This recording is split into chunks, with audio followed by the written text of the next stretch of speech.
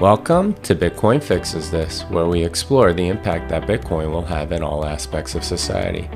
Today's guest is Jerry Bowyer, economist, investor, and Christian. He is the author of the book, The Maker versus the Takers, which takes a look at the economic context of what Jesus said in the Bible.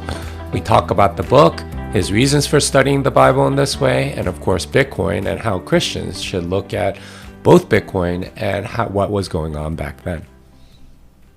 All right. Jerry Bowyer, how's everything going? Everything's great, Jimmy. How are you? I am good.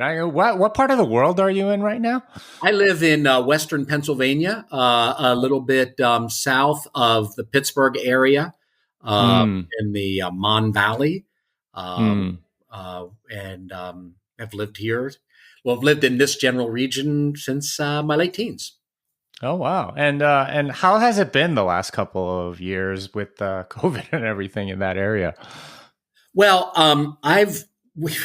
we're home people in the sense that we homeschooled and we home business. So life barely changed at all for us under COVID, except that I don't mean to be insensitive. A lot of people suffered, except that there were so much fewer meetings that would interrupt my work schedule, and not nearly as much travel that interrupted my work schedule. So this has been maybe the most productive 2 years I've had in my life. Oh, wow. That's saying something. And indeed, you've written this book, Makers versus Takers, which I was very impressed with. Can you tell my audience a little bit more about who you are and what led you to write this book? Yeah, I'm happy to. I think that the title is maybe a little bit of a failure because everyone says makers versus takers when it's really the maker versus the takers. Okay. So that's not your fault. That's mine, because there was already this phrase, this cliche about makers versus takers, that some people are creators of wealth and other people take. The second group are takers. They take from the maker class. So we've got makers and takers, right? So that's a common idea. Now, of course, some people are makers in some contexts and takers in others, right? But there's still that category is a worthwhile based on a worthwhile distinction. And the point that I was trying to make is that the maker, that's God, the singular maker was on earth, incarnate in human form, and he was in a conflict with the takers. He was aligned with the maker class against the taker class, which you would expect because he's the maker of heaven and earth, incarnate on earth. So that's kind of the idea behind the title. But what I find is, if I have to say that to 3/4 of the people who interview me, then the problem isn't you, it's me in the title. I think I tried to be a little too clever on that one. Well, I regardless, I really enjoyed the book. But what's your background? What do you do for a living, and what led you to actually write it? I'm a financial economist. And I say that because usually when I tell someone I'm an economist, they ask, what university do you teach at? But I don't, I'll do guest lectures from time to time, but I work with money as an economist. I forecast economies and do analysis of investment opportunities, help build indices for portfolios, et cetera. So I work in finance. So I'm an economist who actually works. It's not lines, vectors on a blackboard. It's actual allocation decisions that I'm involved with. So what does that have to do with this book? Not a lot, in the sense that I'm a Christian, I'm a follower of Jesus, and I'm an economist. So not surprising, I wanted to know what Jesus was saying about economics. But this was really kind of a labor of love, in the sense that I wanted to know what Jesus was saying about economics. I really wanted to know. And that's sort of different than a lot of thought leadership work, where people they kind of write books or they do research because they know that there's like a hunger. People will buy a certain book. There's interest in a certain topic, right? So there's kind of this thing going on out there in the world where there are certain topics that become hot, right? And then somebody says, "Oh, I can write a book about that from a Christian perspective, and a lot of people will buy my book." Or I'll be able to write articles or I'll be able to do a lot of interviews. I call that thought leadership Tetris. Remember, they look for an opening and then they drop a little block or a line or a stack into that opening. This was completely independent of this. I never thought about a book. I didn't care about a book. A book was not on my agenda. I just did this, my wife and I really, as our own personal study, evenings and Sunday afternoons, which I allocate to biblical study because I actually wanted to know the answer. Now, later on, a friend in publishing talked to me about it. He said, well, kind of talked me into doing a book about it. But I didn't do this to be a book. Well, that's very interesting. Well, there's a lot of threads to pull on there, but let's start with you being sort of an economist and a Christian. How does one affect the other? Because obviously, as a Christian, you have a certain way of looking at economics, but also as an economist, you, as this book has shown, you take a look at the gospel a little bit differently, and that's not necessarily a bad thing. It's just sort of like looking at it from the lens of your particular experience. So, how have those two things sort of affected each other? That's a good question. So you mentioned two things. As a Christian who's an economist, then my Christianity affects my economics. That's my day job. But, I'm an economist who's a Christian. So my economics affects my Christianity and my Bible study. And that's this book. And basically it comes down to this: as much as the traditional theological and religious conversation with its own kind of taboos and guardrails, as much as it basically told me, don't think like an economist, don't think like an economist, don't think like an economist, just think religion. When you read the Gospels, put on your stained glass glasses, or put on your doctrinal dispute argument glasses, but take off your economics glasses. I couldn't stop being an economist when I read the gospel accounts. So I stopped trying. And then I said, let's go all the way. I'm an economist. Jesus, in him are hidden all the treasures of God. Let's let this text be as economic as it is. So turned out there was a lot of economics there, even more than I expected. But you have to set aside the taboo. What I've noticed is one of my jobs is I help edit the business page of the Christian Post.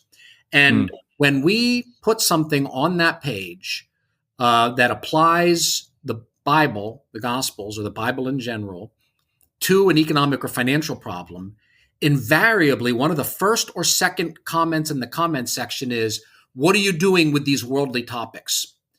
Jesus is here to save souls.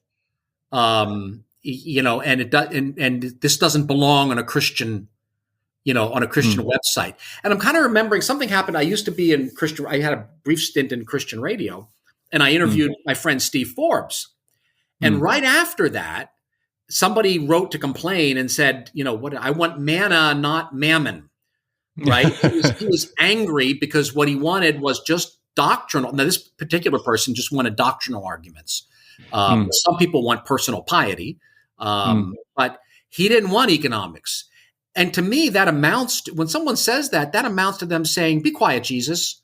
You're only allowed to speak about the topics that I'm giving you permission to speak about. But if he's the Lord, he gets to talk about whatever he wants to. Turns out one of the things he wanted to talk about quite a lot was economics. So once, and I think a lot of people who are in markets, whether they're economists like me, or whether they're in finance, or whether they're like you in programming and cryptocurrencies, in whatever form, they're marketplace people, they should really allow themselves to bring that lens to the Bible, and not tell Jesus, don't talk about money, don't talk about politics, don't talk about economics, just talk about religion.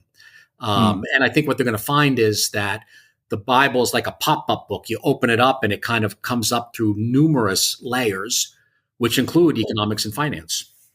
Mm. Mm.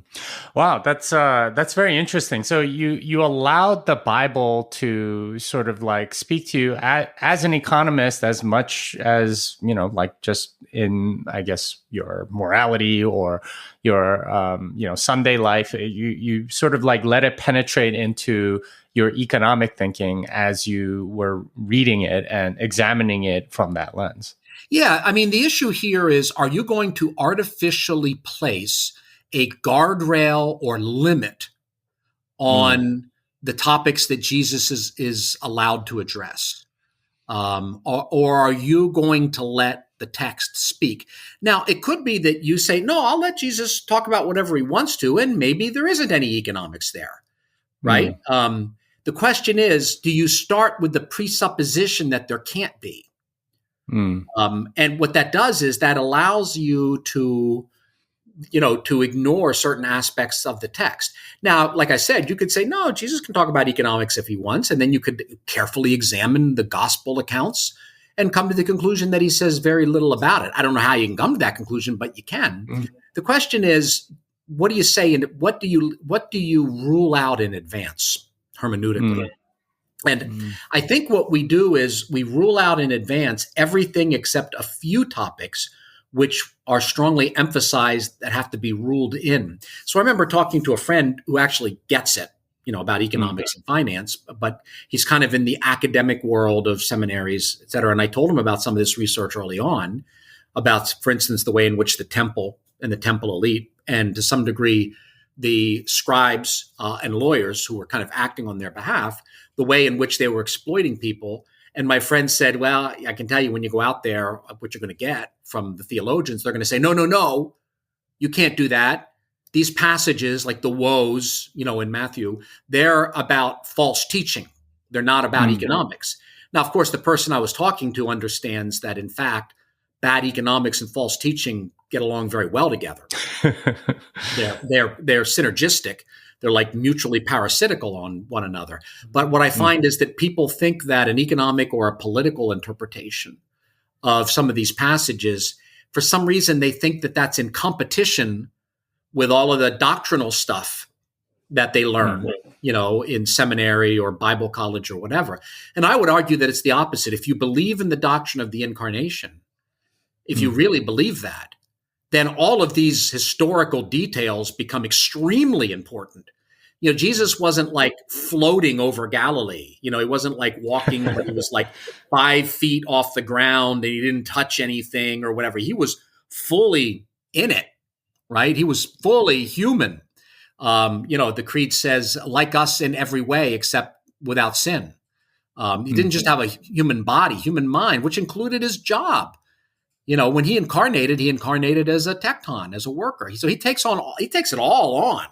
So if we really believe in the incarnation, then we're going to stop skimming over things like geographical details or occupational details, which are actually they're every bit as important as the red letter stuff that he says. Well, so let me read a passage from the book that I think speaks to exactly what you just talked about. Economic interpretations compete with and cancel out theological interpretation. That is false. And that's something that you definitely emphasize strongly in the intro. I want to bring up another passage from your book, and I want to get your thoughts on people that do this, because what you said on page 15 is, a great deal of Christian commentary on economics is based on ideas that have been brought to the gospel text rather than drawn out of them. And I found that to be entirely true, because there's so many people that seem to read socialism into absolutely everything that Jesus says. Like, oh, that means he's a socialist and we should be leading a socialist thing, or that, like, the church in Acts was the first socialist, community or something like that. What do you say to some of that? And how do you make sure that you're not doing that, bringing ideas into the text rather than drawing from the text what Christ wants to say? I think the way you avoid that is Mm, to read. There's a couple things you do. One, read the text very, very carefully. mm, Don't just read the text enough to get your little argument text, point. It's not an armory, right? To go mm, and get something. Oh, Jesus says it's easier for a rich man to, it's easier for a camel to go through an eye of a needle than a rich man to go to heaven, right? mm, Which he actually doesn't say. That's misquoted, but it's almost always misquoted that way.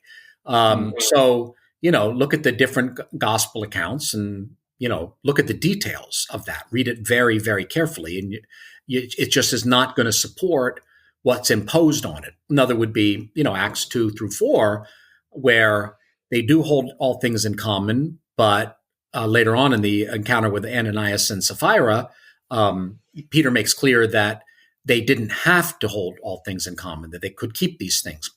Part of it is, having some basic understanding of maybe the grammar of New Testament Greek, that they didn't sell all at once, but there was like an ongoing selling. It's an imperfect form.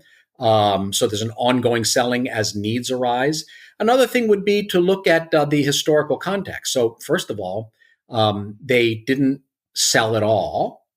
They sold it piecemeal as was needed for sharing. So it wasn't a disposition of all property. It wasn't to become propertyless for propertylessness sake. It is to sell an asset for a need. That's number one. Number two, it's voluntary. Peter made that quite clear. Number three, we already had a movement in place in Israel around that time that was an anti-temple movement. It was a revolt against the temple elite and the economic exploitation of that elite, and that was the Essenes. And they actually did have a communistic rule, but they contrast. For them, getting rid of property was done all at once when you joined the Essenes, and it was a requirement, not a voluntary thing. So let's say that you're somebody who's sort of watching the early Christian community. You see Jesus and his messianic movement, and then you see his followers. Given what you would have seen politically and sociologically, you would have expected this movement to actually be a communist movement. You would have expected mandatory immediate sale of all property and put into a common purse. And so what happens in Acts, actually, not only is it not mandatory, and it's not total liquidation, it's ongoing, but it is against expectations, in that this is different than the other similar movements, which actually did. You would have expected a commune, because the biggest examples that we have at that time that had similar messages, confronting the temple elite, the temple is not really valid anymore, etc., that had the movements that were most like the Jesus movement actually did compel socialism as a condition of membership. And so the fact that the movement under Peter did not compel that is actually very, very conspicuous. Now, that involves reading stuff from the Dead Sea Scrolls, and not everyone has time to do that, and I understand that. But now, I just told you. So maybe you didn't know that before, and if you read the book, there's quotes that establish that. Josephus talks about it explicitly. So now you know. And if you still hold to the idea that this is a socialist account, I think you're seriously, you know enough now not to. Well, let's go back to the Essenes, because you do talk about this quite a bit in the book, about the temple elite and all of the sort of various abuses that they were imposing upon the people. Can you touch on that a little bit? Because at least for me, when I was reading about that, it wasn't entirely clear just from reading the Gospels. Okay, what were they doing? Why was Jesus so harsh to these people? And I think you exposed a lot of what they were doing specifically that was getting Jesus to be so angry at them and flipping over tables and so on. Well, what they were doing is they were ripping people off. So, I mean, the whole temple system was essentially built on that, starting with the money changers. And this is, again, one of these detail things. So I understand this is hard work. I'm not at all shaming to people who don't know this. It's just okay. So it's not; these aren't like brilliant insights. Okay, I just spent many hours just grinding through detail, right? And the detail is that in the Old Covenant, in the Tanakh, the Hebrew Bible, in the book of Exodus, we're told about things like the temple tax, and we're told about things like the shekel. There's a temple shekel. And we know that the temple tax was a half shekel, and we know how much a half shekel was because it's defined in relation to a beka. And it's also defined in relation to a drachma, if you look at the Greek version of the Old Testament Bible. So early on, second or third century, there's a book called the Septuagint where the rabbis translated the Hebrew Bible into Greek. Now, it was kind of an ongoing project. So we know how many drachmas were in the temple shekel. Therefore, we know roughly how much silver you'd have to pay the temple tax, right? So then what you can do is come into the New Testament. Again, I understand there's a lot of detail, but the information's there, right? Because there's the incident where Peter pays the temple tax, on behalf of Jesus, and he goes and finds a stotter, in the mouth of a fish. So you can work through all those details. I'll spare people working through all the details. I work them through in the book, and I also have an article that I've written recently. And let me just bottom line it. The shekel became twice as expensive under Second Temple Judaism as it had been originally in the Exodus, which means that you had to pay twice as much pagan money to the money changers in order to pay your temple tax and in order to buy sacrifices. So there was roughly a 100% markup that added no value whatsoever. It was pure ripoff. It was pure exploitation. And so once you get that, then you see Jesus getting angry at the money changers. And what does he say? You've made my father's house what? A den of robbers. So they're robbing. I mean, this is such a stretch to say, oh, well, people have a bad attitude about money and they're greedy. Well, sure, they're greedy, but some people are greedy and rob, and some people are greedy and don't rob. Someone can be greedy and go out there and sell, an honest amount of frozen yogurt, and get rich selling frozen yogurt. Or somebody can go out there and, mix it with sawdust or something like that. And they can cheat people to get rich. So the problem is that they were cheating people. That's what made them robbers. And Jesus repeated this about robbers. And we just kind of glide over that. Or we think, well, yeah, some people say that Jesus is against markets, right? FDR's first inaugural address, he talks about how money changes, in the temple of democracy. Like he's talking against financial markets using this incident. And then he goes on and debases gold from $20 an ounce to $35 an ounce. He's the money changer in the temple of democracy. Not the people who, and it even happened before because the Fed deflated, right? So the problem isn't markets trying to adjust to all this monetary manipulation. They're doing their best. The problem is the people who can the money changers are the people who have the monopoly power. And that's central banks and the Treasury Department. So once you see that, then it just puts every transaction inside the temple was in shekels. Almost every transaction outside the temple was in drachma, pagan money. So in order to move from the world of your pagan money to anything inside the temple, you've got to go through the money changers and their monopoly. And what's happened is there's essentially price inflation. Instead of debasing the drachma, right, they make the shekel too heavy. Doesn't Amos even say you've made the shekel heavy? Which means that there's a relative debasement of the pagan money. So it's interesting. The pagan money's more honest. I mean, you see over history, it goes from maybe 8 ounces of silver per drachma to 7 ounces of silver. I mean, there's a little debasement, but the real manipulation is the temple shekel. And interestingly enough, did you see that article maybe 2-3 weeks ago where they found a new silver coin was unearthed, in Jerusalem? Oh, are you familiar with that story? Mm-mm. Yeah, they found a silver coin, I think from like 65, 66 AD. And a lot of people said, oh, wow, this is, hey, we thought they did coins. Now we found a coin that they did. This is after the Pharisee, the nationalists, the zealots took over the temple.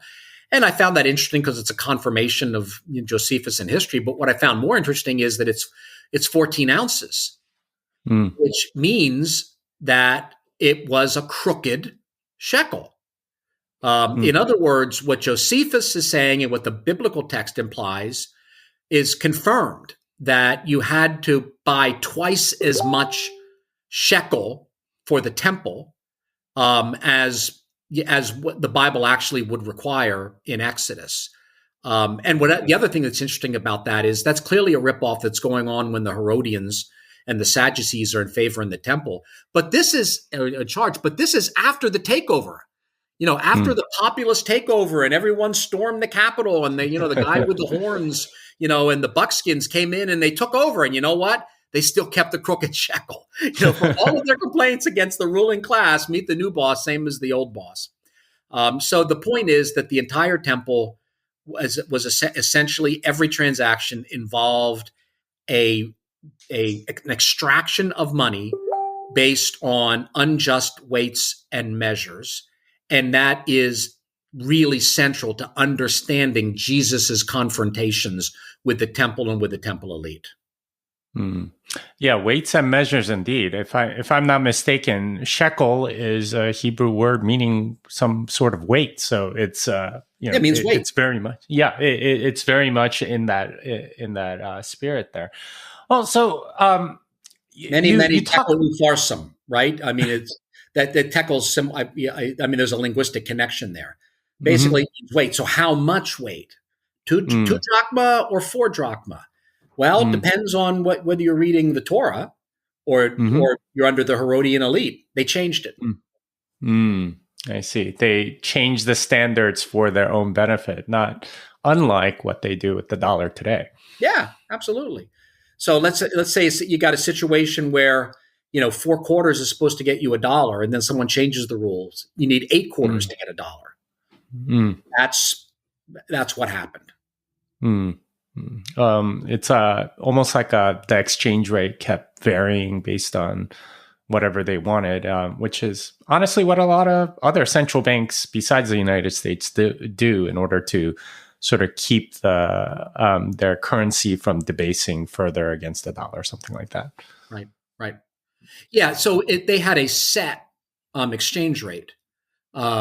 So, and I don't have any problem with set exchange rates, right? Robert Mundell argued for a set exchange rate between, say, the euro and the dollar, the idea being pegged to one another, right? But that only works if you let the market determine the exchange rate and you both have honest money. So they're set in relation to one another without compulsion, right? So you can have a peg where you say, all right, I'm not going to vary the value of the dollar. And then Hong Kong says, all right, well, we're not going to vary the value of the Hong Kong dollar, right? So that's an honest peg. In that if the market is determining the exchange rate and one of them starts rising against the other, then you say, oh, hold on a second, you're debasing. All right, okay, we'll pull some money out of the system. I mean, the gold standard was essentially doing that in relation to the value of gold, right? It's pegged to gold. Or you can do it pegged to other currencies, or actually for a long time, the major currencies were pegged to gold, so they were automatically pegged to one another. But what happens is some countries, they debase, but then they say, oh, no, we are telling you what the exchange rate is between the bolivar and the dollar, and any other exchange rate is illegal. Right? So what they're doing is they're hiding their sin by making it illegal to trade at the actual market value. And then when that happens, you get black market exchange rates that express the real value. So what they did here is this was a government set exchange rate. And then they could do what they want, and people had to put up with it. Well, so getting into that a little bit, they're obviously abusing the monopoly power that they have with this temple. And you were talking earlier about, some of these resistance movements that were saying, well, the temple's no longer the authority and so on. They were trying to figure out a way around all of this. And you talk about in the book, part of this, why it got so corrupt was because of the political leadership. And you rightly point out that Jesus was condemning their leadership as being corrupt. And you have a lot of passages in there about like what the requirements for leaders should be and so on. So what sort of leaders should Christians be looking for politically and so on? Because that's definitely a question I think a lot of us have in this day and age with all that's going on. Well, the biblical qualifications tended to focus on fearing God and hating dishonest gain.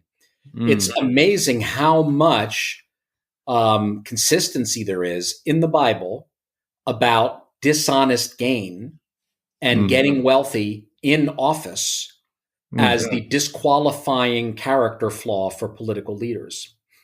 So I think that that's really important in the sense that the Bible is going to warn us against the things that most need to be warned against.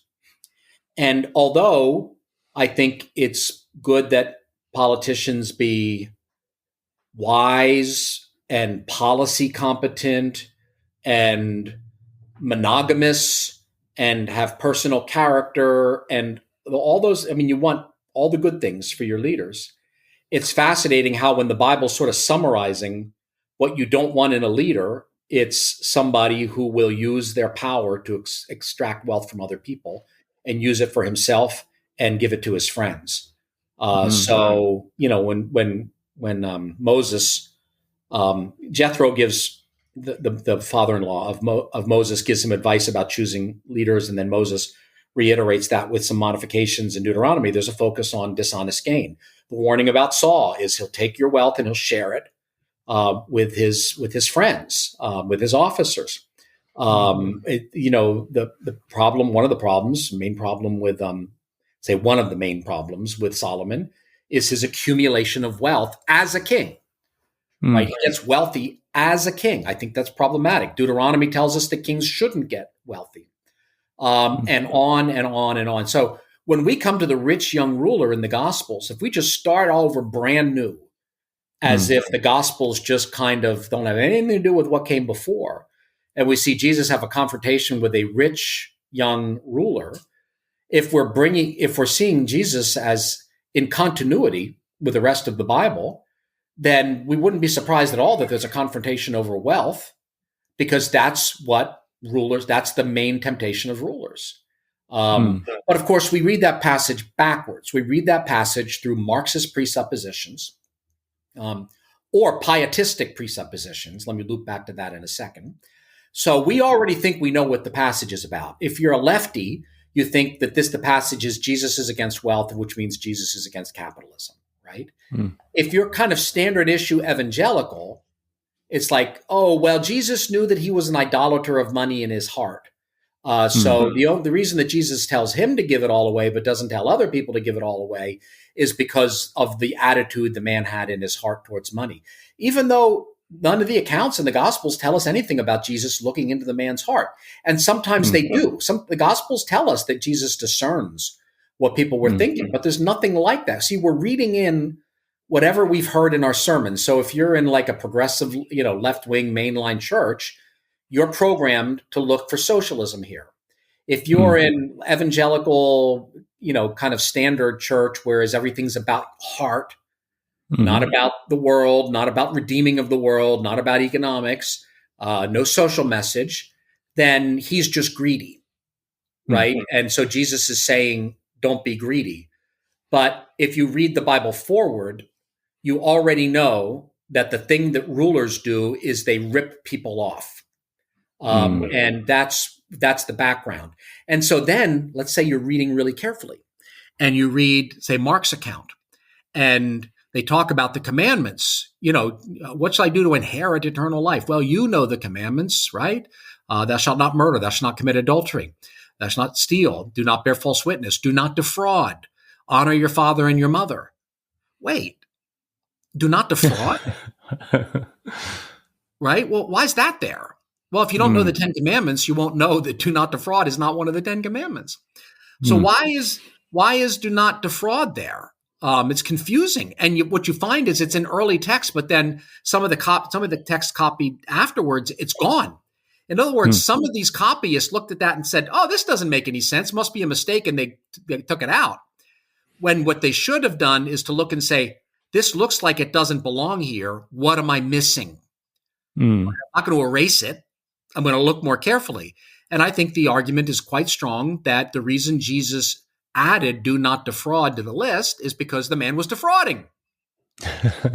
That was the business model. How do I know that? Because, I don't know, roughly 20 years later, depending on when you think these books were written, Jesus' younger brother James wrote a book from Jerusalem, and he was talking to poor Christians, and he said, "Do not rich men defraud you and drag you before the judgment seats." And he uses exactly the same Greek word there. So James is not saying, hey, some rich people, some members of the Herodian elite defraud.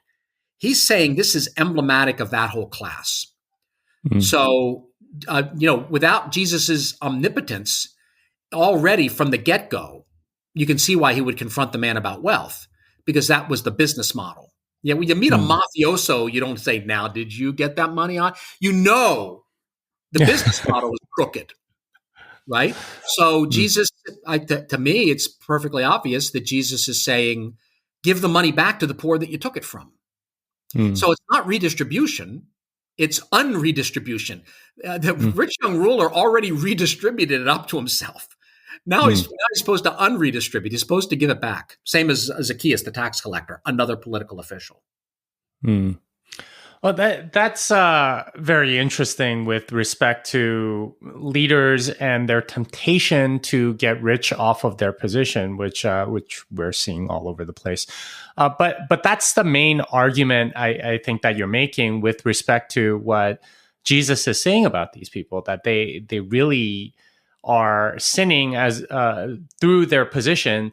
And leaders are at least supposed to have higher standards and not lower. And what they seem to be doing is they're abusing their position to kind of get dishonest gain. Do you see a lot of that sort of happening today? And is that a danger that a lot of churches are having to confront, or is this something that isn't that much of a problem? Maybe it applies to political leaders, or is it what are your thoughts on how this applies today? I think there's kind of two categories here that Jesus is dealing with in terms of exploitation. One of them refers to, I think, people who have political power. And this can be a little confusing because we think of like the temple as religion, right? But it's under the high priest, and the high priest was appointed by King Herod, right?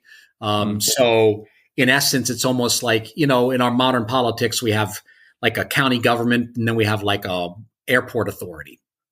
Right. And we have a sewer authority, right? And they're separate, but they're ultimately controlled by the politicians.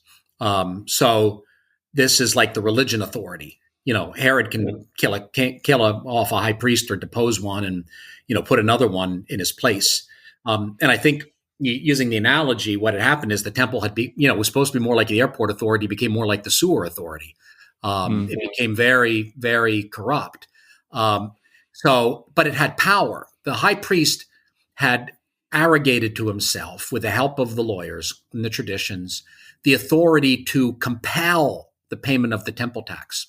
There's no coercive element mentioned in the Torah for the temple tax.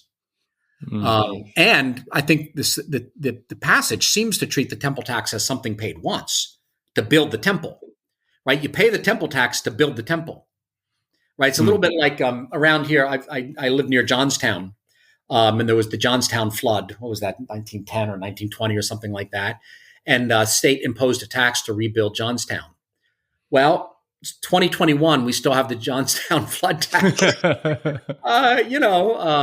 And some people have argued, well, it worked. We haven't had another flood. Johnstown was rebuilt. So they built the temple. They turned it into an annual tax. So it was really something they would wet their beak in. And this is mentioned. I forget what the source. It might be Josephus or Philo. I'll have to look it up, or one of the other Jewish authorities, where the high priest would send people out with sticks to beat up people who wouldn't pay their temple tax. So it essentially had become coercive. But there's also voluntary giving. So I think the story of the widow's mite, I think, is really instructive here, because the widow puts, her last 2 pennies, her leptai, I guess, on lepta, I think. She puts her last 2 lepta, into the temple collection box. And that, I think this passage is really horribly misused, in that it's almost like a favorite go-to passage for fundraising. For televangelists, for example, there's some people you give to them and they'll send you the widow's mite. And I think that they really need to read the context, because if I'm thinking of Mark's version, although there's some continuity here with Luke, Jesus, let's just get a running start. Jesus says the woe against the Pharisees. He says in Mark 10, you are devourers of widows' houses. Immediately after that, we have the story of the widow giving away her last 2 pennies. Immediately after that, Jesus storms out of the temple, gets up, walks out of the temple in such a way that his disciples chase after him and say, look at these beautiful stones. And Jesus says, look at these stones. Not one will be left standing upon another. He predicts the destruction of the temple.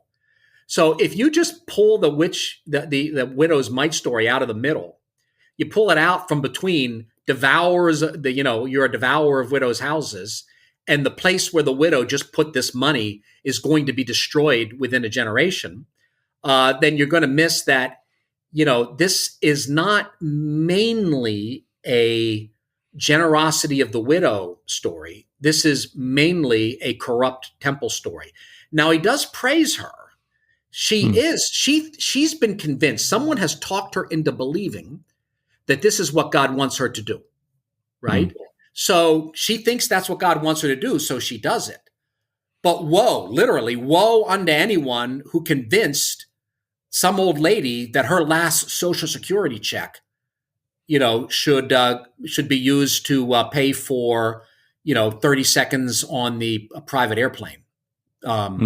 Yeah, so I think that this is largely a negative story. And by the way, he doesn't mainly even praise her that much. It's she has, what she's given more than these other, right?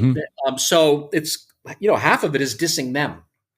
And of course, the rich people who are putting the money in, they're getting it back, right? They put the money in and then they come back and they're getting interest, and they've got deposits with the temple, or they're taking bribes.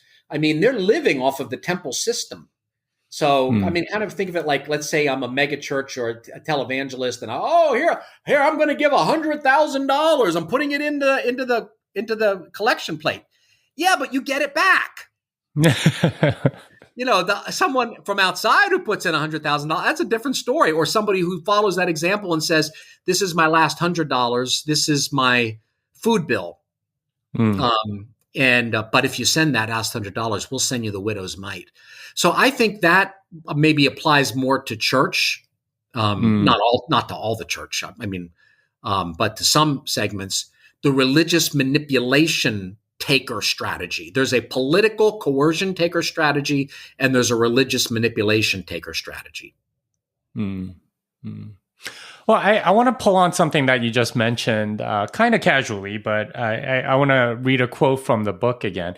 On page 143, you say, the temple was also a bank, and not only a bank, but a bank that played a key role in a system created by the legal scholars, administered by the temple elite, and used by wealthy elites to extract wealth from the poor. Can you describe this temple bank system? Because I don't think a lot of people understood or understand today that the temple was actually a bank. Yeah, with like $700 million worth of gold in it. It was the main bank. So it had rooms inside.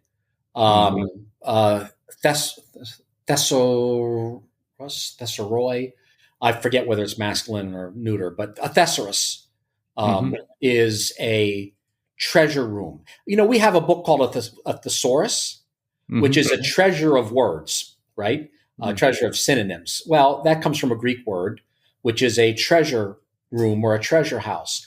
So the temple had money on deposit from the elite in these rooms. I'll have to look it up. Let's just say Thessaloi for now. I'm not sure my hand is offhand. So they had these rooms. It's interesting when Jesus mentions the rich young ruler. He says, you know, sell what you have, give to the poor, and you will have thesaurus in heaven. Using the word, it's translated as treasure, but that's somewhat interpretive. It's actually, you will have a treasure room in heaven. In other words, in the temple, there are these rooms where the money is put on deposit. If you sell all you have and give to the poor, you will be withdrawing from your thesaurus in the temple, but you will be setting up an account in the thesaurus in heaven, in the heavenly temple. So they had this money on deposit. So why were people putting money on deposit in the temple? Well, I mean, one reason is just it's a big stone building, so there's security, right? But there's something else going on here, which is there was a kind of a religious workaround. So I'm sure you remember, that there was a rule in the Torah, which is that there was debt forgiveness every 7 years, and another kind of forgiveness every 50 years, okay? 49 and then 50. Let's just focus on the Shemitah, the release of debt. So after 7 years, if you owed me money, I'd have to forgive that debt. We get to the 7th year and it's wiped out, right? You don't pay me. We can argue about maybe you just don't pay that year, or maybe you never have to pay again. I think the main interpretation is it's canceled, right? So, all right. So I might not like that, right? Because I want my money, right? But God tells me I can't have it. The contract isn't valid past 7 years. Well, the lawyers come up with a fascinating, and the rabbis come up with a fascinating little workaround. They say, well, wait, it says to individuals that you can't collect the debt, but it doesn't say that about the temple. So what you can do is you can sell your debt to the temple. And you know, people would know what I mean by factoring receivables. You know what that means? I don't. Okay. Yeah. This is accounting talk. So like, let's say you've got accounts receivable. Someone owes you money. You can collect it from them, or you can sell it to a bill collector. Right. And then it's not your issue anymore. You sell it, and then the bill collector buys it from you, and then they collect it. So essentially, the temple becomes the bill collector. You get to the end of the 6th year, and then you sell that paper to the temple. Well, why is it worth anything, right? The debt's canceled. Nope. When you sell it to the temple, the debt isn't canceled. They can keep collecting it, according to this rule called a prosbol in Greek. So what was happening is that people who were lenders were holding it for 6 years, or maybe 5 years, and then along comes the Shemitah, and then they sell it to the temple. So the temple became the debt collector, and they were violating the spirit of Torah, right? Because the idea is it's supposed to be a relief to the poor. Well, how's it a relief to the poor if they're getting leaned on by the temple instead of by some tax collector or some thug? It's not a relief to the poor. Right? I mean, it didn't make sense in terms of the context, but since it doesn't say the temple can't collect it, so it's clearly one of these traditions where you're going against the spirit of the law. So the temple became the chief exploitative agency in some sense. It was complicit in the violating of Torah, and so it was hated for obvious reasons. And that's kind of what's going on with the money in the temple. So a lot of it is people are just putting deposits there, but a lot of it is that the temple is it's kind of like a central bank. It's kind of like a central bank that's also a regular bank in that it takes deposits, but it's also kind of like a loan shark that is kind of a little bit like Scrooge, but with muscle. So it had become exploitative. So no surprise that Jesus is constantly denouncing the temple and predicting it'll be destroyed within a generation, which it was. Well, that brings up something about debt that I found really interesting as well, in the sense that, in your view, like what Jesus is saying about debt and all of this stuff, there is sort of like a forgiveness of debt that Jesus is preaching, that these political elites, the temple priests and so on, they really didn't like, because it was threatening their monetary existence almost. Can you explain like what the actual teaching on debt would be? You mean for Jesus, or for the rest of the Bible, or actually the same? Right? Again, I want to know more about like the actual teaching from Jesus about debt and how Christians should think about that, basically. Well, if you start off with Jesus, I think you're making a mistake, because Jesus didn't start off with Jesus, right? Jesus, identified himself with the God who's mentioned in the Tanakh, in the Hebrew Bible, right? So Jesus doesn't come along and say, "Hey, I'm God. I'm the first you've heard from God. I'm God. I'm showing up. You probably haven't heard of me." No, instead, he places himself very much in continuity with the God of the Bible. And when Jesus appears on the scene, the Bible is what we call the Old Testament. There's no other Bible, right? So once you're there, then you're maybe a little less likely to say, oh, when Jesus says debt, what he really means is sin. And when he says, release debt, what he really means is forgive sin. So we'll spiritualize it. When in fact, if you see him as in continuity with the Bible, as the Messiah, as someone who comes to fulfill the law, then you would fully expect him to denounce ways in which the elite are violating Torah. And one of the chief ways they're violating Torah financially is they were ignoring the Shemitah or debt release laws. If we don't do that, then we will spiritualize away anything he says about debt. Now, so does that mean it has nothing to do with forgiveness of sins? No, it doesn't mean that. In the period of Second Temple Judaism, financial forgiveness and moral forgiveness were closely intertwined. If we were talking to someone at that time and we said, well, what do you think about, forgiveness of sins, and what do you think about forgiveness of debts, and those two different topics, I think they'd be confused. What do you mean two different topics? Because from their standpoint, they were living in exile. They weren't in control of their nation. That had started with the Babylonian exile. And Jeremiah says that not following the 7-year rules were the reason for the exile. So God was holding their sin against them and not forgiving their sin. And the sign of that was that their debts were not being forgiven. And the other sign of that was that they were in captivity to the pagan nations. What they believed is that the Messiah would come, and there were two versions. One thought that there'd be one Messiah. Another version thought there'd be two, a political and a new high priest. They fully expected the Messiah, whichever one you're talking about, but especially I think the high priest, to forgive debts. So the high priest of the temple was corrupt. God will send another high priest. He will forgive debts, forgive our sins, and end the exile. That was all one thing for them.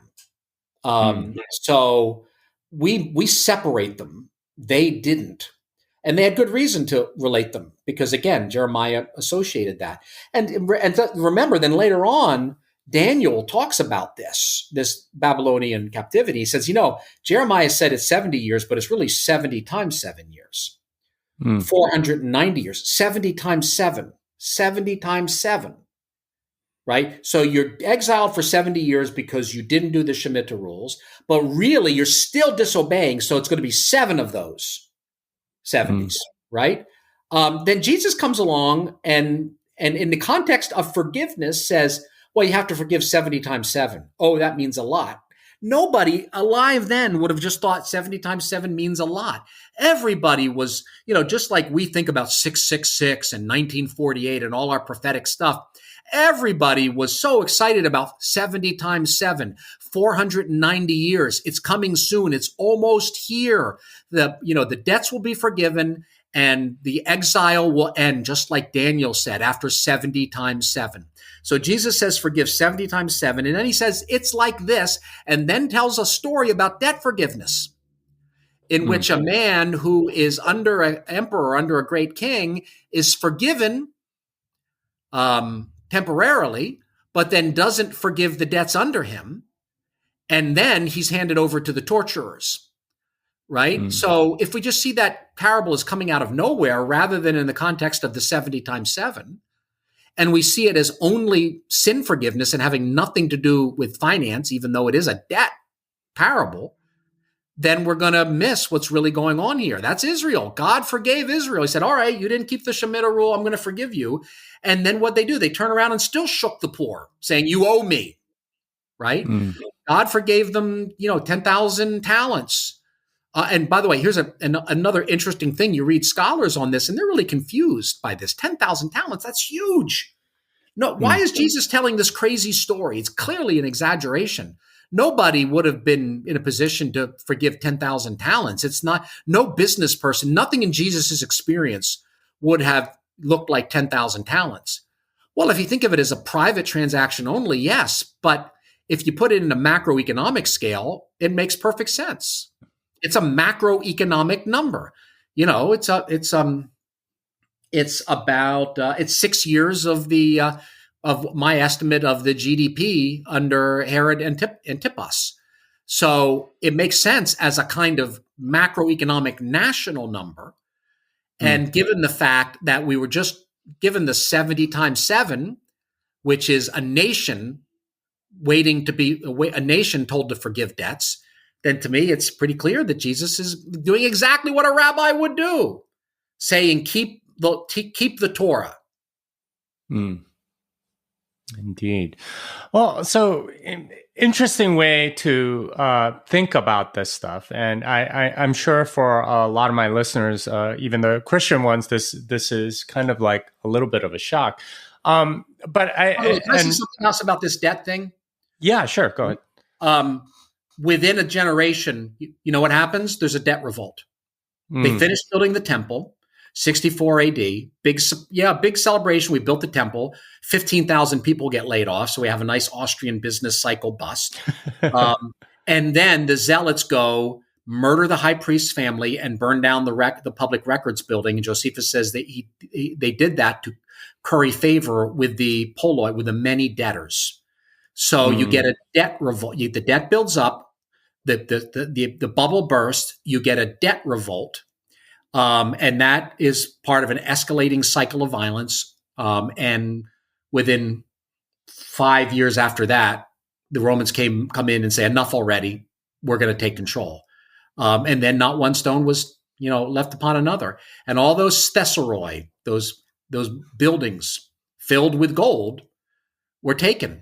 And by the way, you know how in that parable, the man who didn't forgive the elite, Israel's elite, they're handed over to the torture. What do the Romans do? They heard a rumor that the Jewish elite had been swallowing their gold to sneak it out of Jerusalem. So when people were sneaking out of Jerusalem, the Romans would capture them and cut them open, looking for the gold. They were handed over to the torturers. Because the gold that they hoarded against Torah, the gold that they hoarded, because they wouldn't forgive debts, now led to their destruction and their painful death. Wow, such a it gives so much more color to what we read in the scripture, because all these details about what's going on, because we've seen these stories like too many times almost, and a lot of the details sort of like escape without us really questioning why. And I appreciate how your book sort of puts that in context and helps us to understand what's actually going on and what the sort of socioeconomic reality of that time was. But well, go ahead. The religious conversation that your listeners have been told to have will rebel against this, right? So it is shocking. All I would say is just look at the details. And if you've got a better interpretation, not familiarity versus unfamiliarity does not matter. What matters is what lines up with the details of the text. I've done my best. I spent 5 years on it. Really, I spent 35 years on it, but 5 years deep in on it. I've marshaled together a lot of detailed information. I could be wrong, but don't tell me I'm wrong because this is unfamiliar or because it's not what you've been taught. Get in there and look at that text and tell me why Jesus says, do not defraud. Tell me why, when he confronts the money changers, he especially confronts the dove merchants. The dove sacrifice was for the poor, and the poor were therefore the most economically exploited. Explain to me all the better explanation of all these details, and I'd be happy to change my view and take the other explanation. Well, this is a Bitcoin show, so I think my listeners would kill me if I didn't ask you at least a little bit about what do you think of Bitcoin as sort of like a more moral currency? Do you see it that way, or like what's generally your? I guess I'm also asking about the current monetary system and its exploitation. But what are your thoughts on that from a biblical standpoint? Well, I just read Thank God for Bitcoin, and I found it to be a very good book. A lot of my views here are influenced by some friends of mine who are in this zone. So George Gilder, would be one, Peter Thiel. So that's kind of my crowd, which is certainly crypto and blockchain maximalist, maybe mixed on whether it's Bitcoin or not, or maybe how about open-minded, right, on whether it's Bitcoin or not. I'm a maximalist in the sense of I want it to work. I don't have much hope in the political system. Like when you ask what kind of leaders should we choose, and I guess my first impulse was I don't really care. I don't trust any of them. I want the imposition of I want the limitation of their power to be imposed on them from the outside. And I think our best hope for that is the world of the cryptocurrencies. And Bitcoin has that first mover advantage, and it has the market share advantage, right? And so a lot of times when people say, what do you think about Bitcoin? I mean, I don't know what they're asking me half the time, right? So I've had people say, well, as a Christian, what do you think about Bitcoin? And it's like, well, what do you mean? Do I think Bitcoin is sinful money because drug dealers use it and therefore we ought to sin screen it out? Do you mean that? No. Do you mean, is it the mark of the beast? So I ought to avoid it? No. It's kind of the opposite of the mark of the beast. I mean, the mark of the beast, we can talk about what that's talking about, but in the sort of standard left behind evangelical prophetic scenario, you've got a global currency under the control of a global dictator. Well, crypto is the opposite of that, isn't it? Right? It would be the escape from that. Now, I'm not hanging my hat on any particular prophetic scenario, but for the people who are worried that this is the 666 money, I would say if you're worried about 666 money, that's all the more reason to look at cryptos as the alternative because they don't have central control. Do I like Bitcoin at this price? So I don't exactly know what the conversation is. To me, it's an investment. It's a bet on the future utility of this as an alternate currency. So there was an article recently of the Gospel Coalition, which I thought was terrible. What should Christians think about Bitcoin? And it was like, I mean, the person who wrote it, as far as I can tell, they didn't know anything about the premise of Bitcoin. They straw manned it rather than steel manned it, right? It's like, well, it's not money because we don't use it as money. Therefore, it doesn't have any real use. Therefore, it's gambling. The premise of Bitcoin is that it will be money in the future. Maybe that's wrong.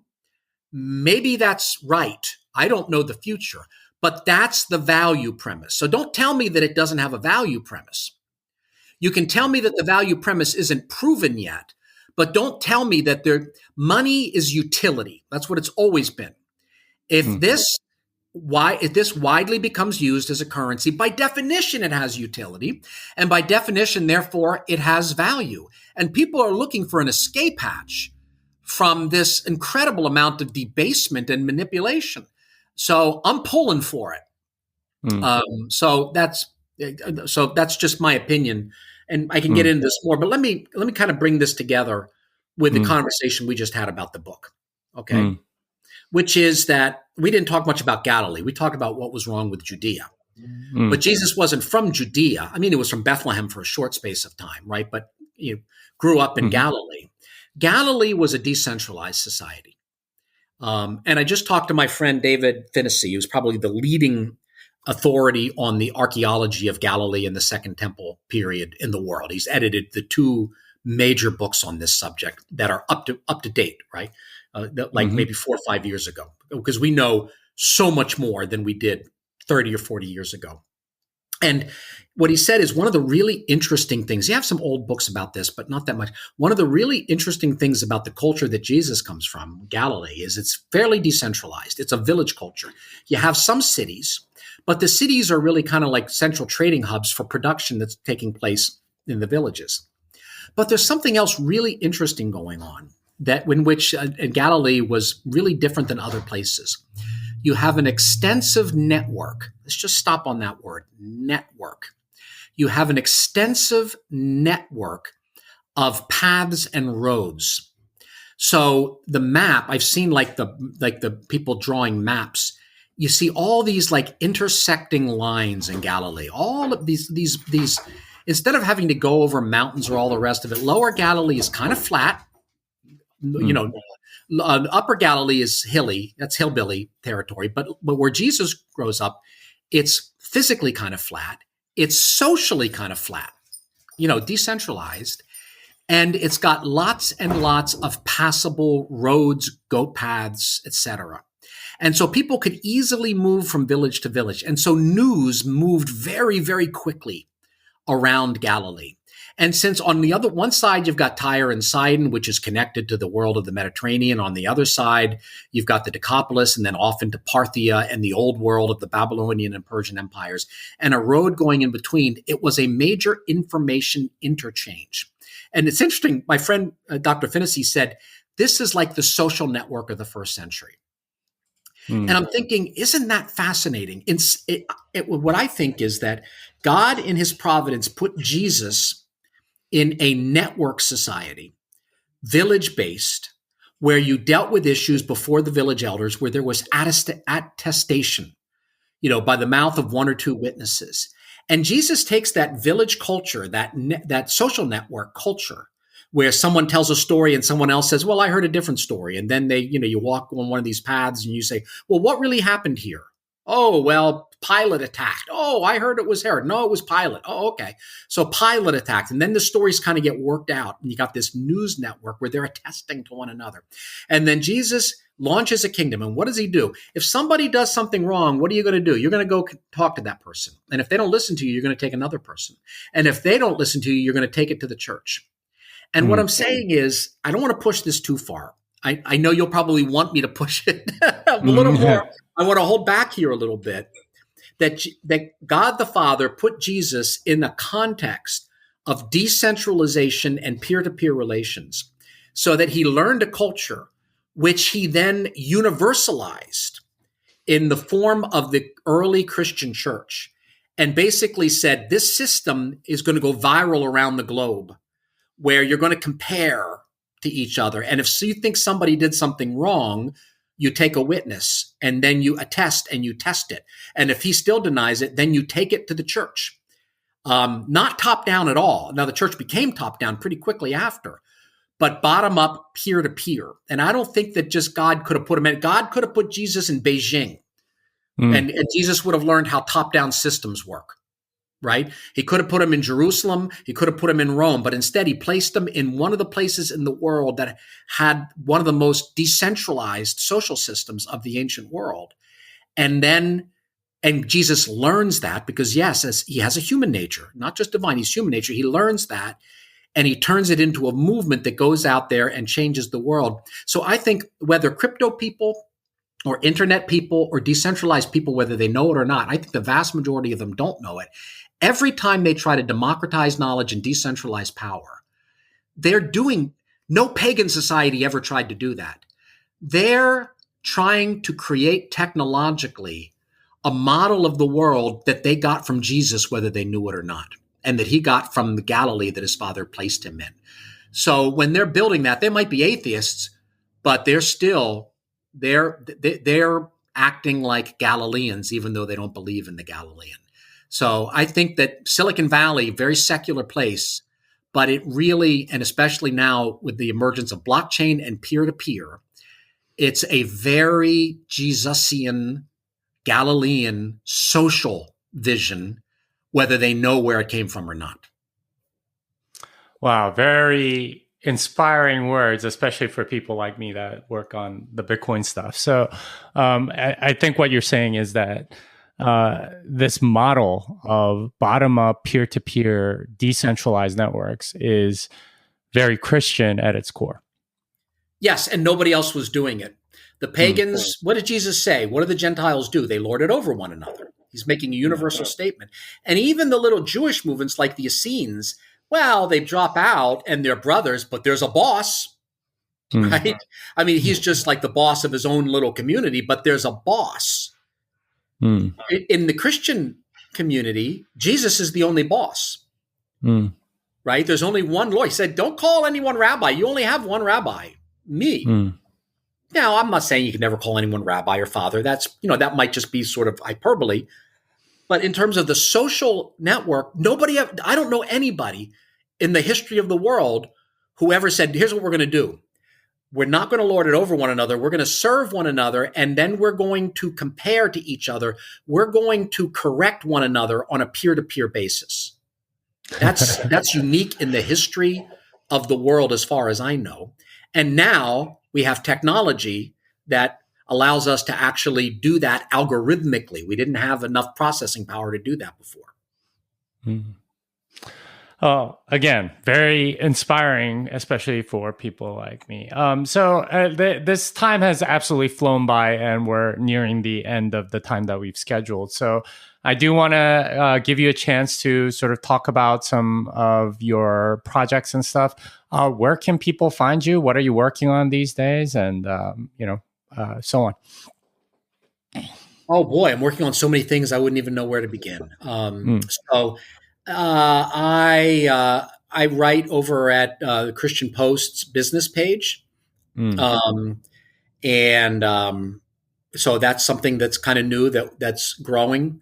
A lot of people just find me on social media. Again, it's not as peer to peer as they promised, but there's still some decentralization there. So people kind of look me up there. I do some guest preaching from time to time, and I'm doing a lot of analysis now having to do with inflation, and I'm planning to do more with blockchain and cryptocurrencies.